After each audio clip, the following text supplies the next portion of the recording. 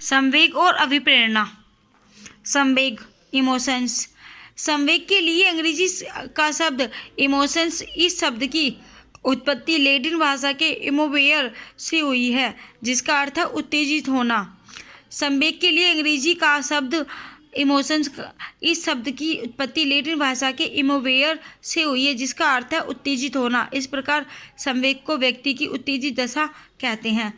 मनुष्य अपनी रोजाना की जिंदगी में सुख, दुख, भय, क्रोध, प्रेम, ईर्ष्या, घृणा आदि का अनुभव करता है। वह ऐसा व्यक्ति ऐसा व्यवहार किसी उत्तेजनावश करता है। यह अवस्था संवेग कहलाती है। वुडवर्थ के अनुसार संवेग व्यक्ति की उत्तेजित दशा है। जे.एस. रास के अनुसार संवेग चेतना की वह अवस्था है जिसमें रागात्मक तत्व की प्रधानता रहती है। संवेग के प्रकार। संवेगों का संबंध मूल प्रवृत्तियों से होता है। संवेगों का संबंध जो होता है वो मूल प्रवृत्तियों से होता है। संवेग कितने हैं? 14। 14 मूल प्रवृत्तियों के 14 ही संवेग हैं। पहला भय, घृणा, करुणा व दुख, आश्चर्य, आत्माभिमान, भूख, कीर्तिभाव, क्रोध, वात्सल्य, कामुकता, आत्महीनता, एकाकीपन, आत्माधिकार भावना और आमोद। भय, आश्चर्य, कीर्ति भाव, कामुकता, अधिकार भावना, घृणा, आत्माभिमान, क्रोध, आत्महीनता, करुणा व दुख, भूख, वात्सल्य, एकाकीपन और आमोद। प्रारंभिक बाल्यावस्था में सांवेगिक विकास। प्रारंभिक बाल्यावस्था में बालकों में सभी प्रमुख संवेगों का विकास हो जाता है, अर्थात इस अवस्था में बालकों में क्रोध, डर, डाह, उत्सुकता, जलन, हर्ष, दुख तथा अनुराग का विकास हो जाता है। इस अवस्था में इन सामान्य संवेगों की उत्पत्ति भिन्न भिन्न प्रकार के उद्दीपनों तथा परिस्थितियों द्वारा होती है।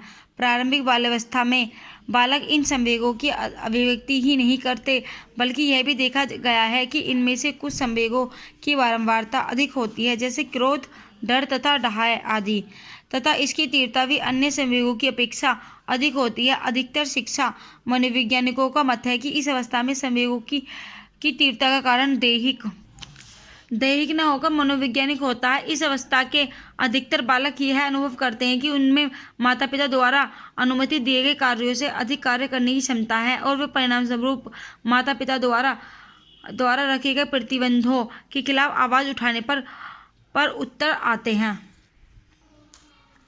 उत्तर बाल्यावस्था में सांवेगिक विकास। उत्तर बाल्यावस्था में बालकों में भी सभी संवेग पाए जाते हैं जो प्रारंभिक बाल्यावस्था में होते हैं, अर्थात इस अवस्था में बालकों में क्रोध, डर, डाह, उत्सुकता, जलन, हर्ष, दुख तथा अनुराग जैसे संवेग होते हैं, परंतु अंतर इस बात का होता है कि उत्तर बाल्यावस्था में बालक अपने इन संवेगों को नियंत्रित ढंग से अभिव्यक्त करना सीख जाता है। कि इस अवस्था में संवेगों को नियंत्रित ढंग से अभिव्यक्त करना सीख जाता है उत्तर बाल्यावस्था में, तथा साथ ही साथ अब इन संवेगों को उत्पन्न करने वाली परिस्थितियां तथा उद्दीपन भी पहले से भिन्न हुआ करते हैं। इस अवस्था में संवेगों की अभिव्यक्ति में मात्र नियंत्रण एवं परिपक्वता ही नहीं आती, बल्कि इस अवस्था में संवेग उत्पन्न करने वाले उद्दीपन तथा परिस्थिति प्रारंभिक बाल्यावस्था से भिन्न हो जाती है। जैसे उत्तर बाल्यावस्था में बालकों में क्रोध तब उत्पन्न होता है जब उन पर कोई निर्दयनीय टिप्पणी करता है, जबकि प्रारंभिक बाल्यावस्था में ऐसी टिप्पणियों का अर्थ भी नहीं समझते, जो कि उत्तर बाल्यावस्था में बालकों में अपने संवेग पर कुछ नियंत्रण विकसित हो जाता है। अतः यह देखा गया है कि बालक कभी कभी संवेग को अपने भीतर दबा देते हैं, जिसमें उनमें घबराहट तथा तनाव आदि बढ़ जाता है। मनोवैज्ञानिकों ने इस बात पर सहमति व्यक्त की है कि संवेगों की यह दमित अवस्था बालकों की मानसिक स्वास्थ्य तथा शैक्षणिक उपलब्धियों पर बुरा असर डालती है। स्वयं बालक भी इन दमित संवेगों के कुछ प्रभाव से अवगत हो जाता है और वे अपने दमित संवेगों की अभिव्यक्ति की राह ढूंढने लगते हैं। इस प्रक्रिया की सांवेगिक भाव शांति कहा जाता है। किशोरावस्था में संवेगात्मक विकास। किशोरावस्था संवेगात्मक रूप से कई कारणों से अधिक संवेदनशील तथा महत्वपूर्ण होती है। यही कारण है कि मनोवैज्ञानिकों ने किशोरावस्था को आंधी और तनाव की अवस्था की संज्ञा दी है। मनोवैज्ञानिकों ने किशोरावस्था को आंधी और तनाव की अवस्था की संज्ञा दी है। इस अवस्था में किशोरों द्वारा वे सभी संवेग दिखाए जाते हैं जो प्रारंभिक बाल्यावस्था में बालकों द्वारा दिखाए जाते हैं, अर्थात किशोरों द्वारा क्रोध, डर एवं दूषितता, डहा, उत्सुकता, जलन, हर्ष, दुख तथा अनुराग दिखाए जाते हैं। परंतु इस अवस्था में सांवेगिक नियंत्रण अधिक होता है। वे उद्दीपन या परिस्थिति जिनमें किशोरों में संवेग उत्पन्न होता है वे भिन्न होती हैं। जैसे इस अवस्था में किशोरों में क्रोध सबसे अधिक उस परिस्थिति में आता है जब उनके साथ कोई अनुचित ढंग से व्यवहार करता है या कोई उन्हें बच्चा समझकर व्यवहार कराता है। जैसे जैसे किशोरावस्था समाप्त होने लगती है, संवेगों की तीव्रता कम हो जाती है, वैसे वैसे उसमें युक्ति संगतता बढ़ जाती है तथा किशोरों द्वारा संवेगों की अभिव्यक्ति भी अब नियंत्रित ढंग से सामाजिक परिस्थितियों के अनुकूल होती है। अभिप्रेरणा।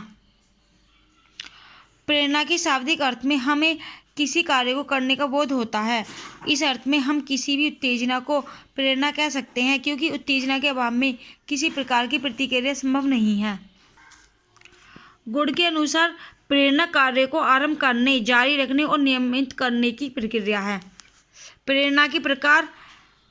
प्रेरणा दो प्रकार की होती है, सकारात्मक और नकारात्मक। सकारात्मक, इस प्रेरणा में बालक किसी कार्य को अपनी स्वयं की इच्छा से करता है। इस कार्य को करने से उसे सुख और संतोष प्राप्त होता है। इस प्रेरणा को आंतरिक प्रेरणा भी कहते हैं। नकारात्मक प्रेरणा, इस प्रेरणा में बालक किसी कार्य को अपनी स्वयं की इच्छा से न करके किसी दूसरे की इच्छा या बाह्य प्रभाव के कारण करता है। इस कार्य को करने से उसे वांछनीय या निश्चित लक्ष्य की प्राप्ति होती है। इस प्रेरणा को बाह्य प्रेरणा भी कहते हैं।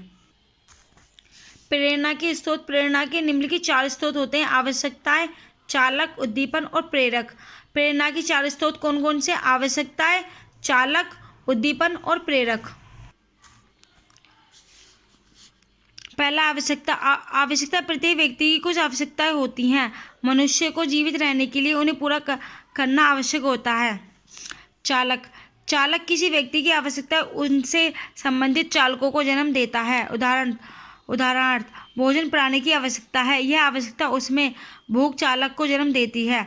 चालक किसी व्यक्ति की आवश्यकताओं उनमें संबंधित चालकों को जन्म देता है। उदाहरण, भोजन प्रणाली की प्राणी की आवश्यकता है, यह आवश्यकता उसमें भूख चालक को जन्म देती है। इस प्रकार पानी की आवश्यकता प्यास चालक की उत्पत्ति के कारण होती है। चालक प्राणी एक निश्चित प्रकार की क्रिया या व्यवहार करने के लिए प्रेरित करता है। अतः हम बोरिंग, लिंकफील्ड एवं बिल्ड के शब्दों में कह सकते हैं, चालक शरीर की एक आंतरिक क्रिया या दशा है जो एक विशेष प्रकार के व्यवहार के लिए प्रेरणा प्रदान करती है। इन दोनों का अर्थ जानने के पश्चात हम कह सकते हैं कि सर्वप्रथम आवश्यकता उत्पन्न होती है, उसके बाद वह आवश्यकता उससे संबंधित चालकों को जन्म देती है। इस प्रकार चालक आवश्यकता का ही परिणाम है। चालक आवश्यकता का परिणाम है। हिचगार्ड ने लिखा है कि आवश्यकता चालक को जन्म देती है। चालक बढ़े हुए तनाव की दशा है जो कार्य और प्रारंभिक व्यवहार की ओर अक्सर करता है। उद्दीपन बाह्य वातावरण की कोई वस्तु होती है जो आवश्यकता की संतुष्टि करती है और इस प्रकार क्रिया के द्वारा चालक की कम कर देती है। मेस्लो का अभिप्रेरणा सिद्धांत। अभिप्रेरणा का सिद्धांत मेस्लो ने दिया था। मेस्लो ने अपने इस सिद्धांत का प्रतिपादन व्यक्तित्व के संदर्भ में किया है। उनका विचार था कि व्यक्ति की आंतरिक शक्तियाँ ही उसके लिए अभिप्रेरणा का कार्य करती हैं। उन्होंने इन अभिप्रेरकों को मनुष्य की आवश्यकताओं के रूप में प्रस्तुत किया है। मेस्लो के अनुसार व्यक्ति इन आवश्यकताओं की पूर्ति के लिए संबंधित सामग्री एवं साधन जुटाता है, अनुकूल प्रतिकूल वस्तु, तथ्य, क्रिया एवं परिस्थिति आदि की व्याख्या करता है और इन सभी को व्यवस्थित रूप से प्रयोग करता है। इस सिद्धांत में अभिप्रेरणा सबसे महत्वपूर्ण पहलू है, इसलिए इसे अभिप्रेरणा सिद्धांत भी कहते हैं। मेस्लो ने आवश्यकताओं को वर्गीकृत कर इन्हें एक उत्तरोत्तर क्रम दिया है कि जिसमें आरोही पद सोपान कहा जाता है। मेस्लो के अभिप्रेरणा सिद्धांत की विशेषताएं। मेस्लो के सिद्धांत के अनुसार मानव की आवश्यकताएं उसके लिए अभिप्रेरक का कार्य करती हैं और मानव उसकी पूर्ति के लिए क्रियाशील रहता है। मेस्लो के अनुसार नीचे के क्रम से प्रथम 2 स्तर की आवश्यकताएं शारीरिक और अंतिम 3 स्तर की आवश्यकताएं उच्च स्तर की आवश्यकताएं होती हैं।